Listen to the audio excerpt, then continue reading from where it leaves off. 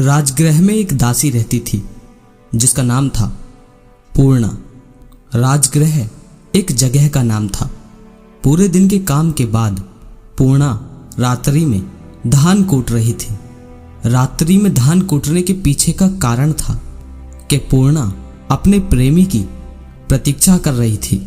जो व्यक्ति पूरे दिन मेहनत का कार्य करता है उसे रात को नींद जल्दी आती है, परंतु पूर्णा नहीं चाहती थी कि उसे जल्दी नींद आ जाए, क्योंकि उसे अपने प्रेमी से मिलना था। इसलिए वह चावल कूट रही थी। गर्मियों का समय था।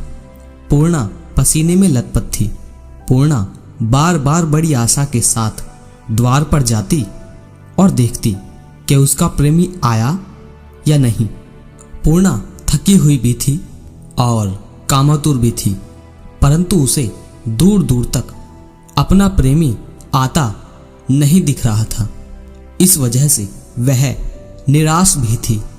उसकी आंखों में नींद भरी हुई थी, लेकिन वह सो इसलिए नहीं रही थी कि यदि वह सो गई तो उसका प्रेमी द्वार पर आएगा और उसे सोते देख वापस चला जाएगा। पूर्णा द्वार पर खड़ी थी, अपने प्रेमी की राह देख रही थी। दूर दूर तक कोई नहीं दिख रहा था। तभी उसने देखा कि पास के ही आम्रकुंज में, जहां बुद्ध का निवास था, जहां बुद्ध अपने भिक्षुओं के साथ ठहरे हुए थे, पूर्णा देखती है कि वहां एक अजीब सी हलचल है। सैकड़ों भिक्षु खड़े थे और सैकड़ों भिक्षु शांत बैठे थे और सैकड़ों भिक्षु चल फिर रहे थे।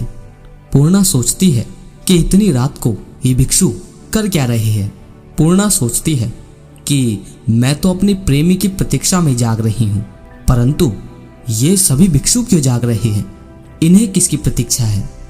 फिर पूर्णा अपने मन में सोचकर हंसी, अरे ये सभी भ्रष्ट हैं, तभी तो इतनी रात को जाग रहे हैं। अवश्य ही ये सभी अपनी प्रेमिकाओं की प्रतीक्षा में जाग रहे हैं। दिन में ज्ञानी बने फिरते हैं और रात में अपनी प्रेमिकाओं से मिलते हैं। जिसके भीतर जो चलता है वह वही सबके बारे में सोचता है। राह देखते देखते पूरी रात बीत जाती है, परंतु पूर्णा का प्रेमी नहीं आता। अगले दिन आश्चर्य की बात ये होती है कि बुद्ध उस स्त्री के घर भिक्षाटन के लिए आ जाते हैं। बुद्ध को देखकर पूर्णा बुद्ध को भिक्षा देने के लिए मना करने की सोचती है, परंतु पूर्णा बुद्ध से मना कर नहीं पाती। उसके मन में तो आता है कि जिसके शिष्य भ्रष्ट हों वह खुद कैसा होगा, पर पता नहीं क्यों वह बुद्ध से मना नहीं कर पाती।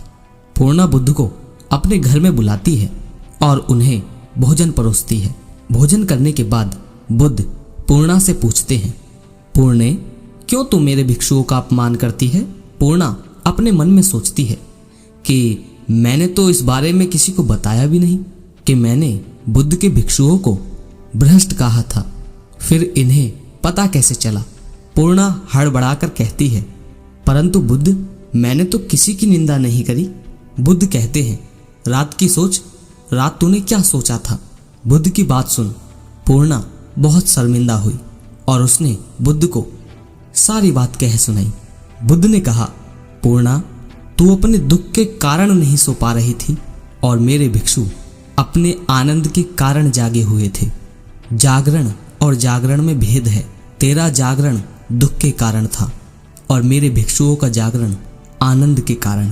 तेरे जागने के पीछे का कारण विचार और विकार थे और मेरे भिक्षुओं के जागने के पीछे का कारण निर्विचार और ध्यान था। नींद और नींद में भेद है पूर्णे, और जागरण में भी। पुराना जागरण छोड़ पागल और नया जागना सीख। जिसे तू जागना समझती है वह जागना नहीं, सोने का ही एक दूसरा रूप है। बुद्ध उस स्त्री को बहुत सारी बातें बताते हैं। उन बातों से उस स्त्री के जीवन में कोई बदलाव आता है या नहीं, ये बात आवश्यक नहीं है। आवश्यक तो ये है कि इस घटना से हम लोग क्या सीखते हैं।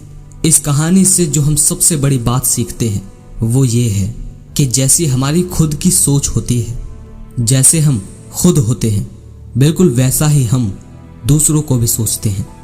एक चोर पूरी दुनिया को चोर समझता है, एक लालची पूरी दुनिया को लालची समझता है, एक क्रोधी पूरी दुनिया को क्रोधी समझता है और एक कामुक पूरी दुनिया को कामुक समझता है। हमारी सोच सत्य नहीं है, केवल एक दृष्टिकोण है। जो ऐसा जान लेता है वह सत्य की तरफ पहला कदम रख देता है। उस स्त्री ने तो कभी सोचा भी नहीं था कि अर्धरात्रि में जागने के पीछे काम वासना से भी अलग कोई कारण हो सकता है। इसमें उसकी कुछ गलती भी नहीं थी, क्योंकि जिस तरह की उसकी संगति रही थी उस तरह की ही उसकी सोच थी, उस तरह का ही उसका दृष्टिकोण था। इसीलिए कहा जाता है कि अपनी संगति बदलो। जिस परिवेश में वह स्त्री पली बड़ी, उसी परिवेश से उसकी सोच बनी, उसका दृष्टिकोण बना। अब प्रश्न उठता है कि क्या सोच को बदला जा सकता है? क्या दृष्टिकोण को बदला जा सकता है? इस प्रश्न का उत्तर है हाँ। पहले अनजाने में गलत संगति करी या हो गई, पर अब जानबूझकर सही संगति कर लो। प्रवचन का उद्देश्य सोच को बदलना ही तो है। कहानी बहुत साधारण है और इसका सार भी बहुत साधारण है, पर गहराई से समझने वाले को एक गहरी चोट दे सकता है और जीवन रूपांतरण के लिए ये काफी है। ये कहानी आपको कैसी लगी मुझे कमेंट पे अपनी प्रतिक्रिया जरूर दें। उम्मीद है इस कहानी से आप कुछ ना कुछ जरूर सीखे होंगे। मिलते हैं अगली वीडियो में। जय श्री कृष्ण।